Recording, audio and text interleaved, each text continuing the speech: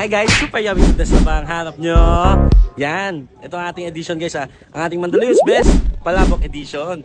Yan, dito tayo ngayon sa May Ilaya. Dito kay Aling Desta, ang pinakamasarap na palabok dito sa Mandaluyong. Ano pakita nyo? Tara, let's go! Dito sa kahabaan ng Ilaya. Yan ang tindahan ni Aling Desta. Tara guys, order tayo ng palabok. Ang pinaka-the best na. Let's go!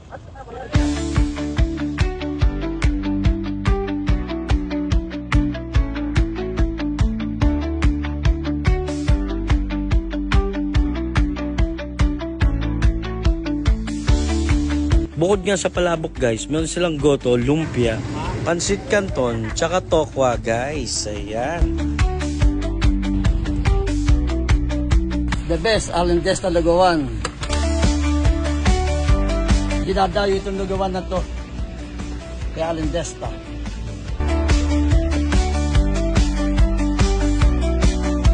Shoutout kayo kay Marco, Pupan. Yes, rider. Never been, Uy! never been touched but totally damaged. Yeah.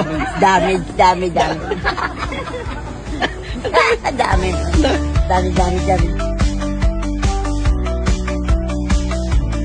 So guys, yan ang palabok ni Aling Desta.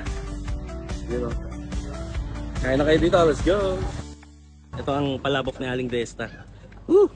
Nabutan ko din. Tayo muna natin ng walang kalamansi. Pero lagi ko naman yung order dito eh. Nung bata pa nga lang ako eh. Aling Desta na kasi may tampalin, may chicharon, saka kung ano-ano pa.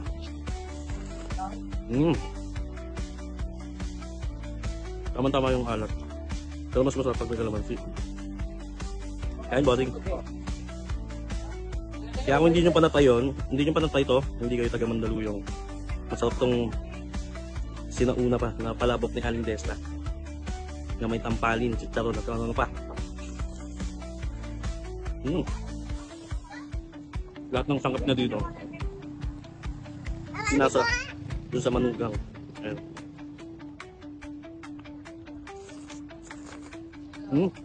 Napasa sauce, tampalin, chicharon, pati yung mismong garlic oil nya. Solid. Meron siyang dining sa loob, mga 3-4.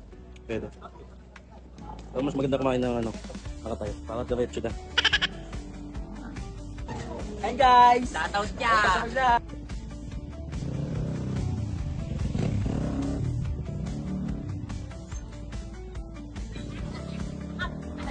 Dapat kanina walang tao.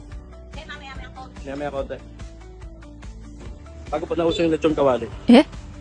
Yung chicharon na may tampalin muna.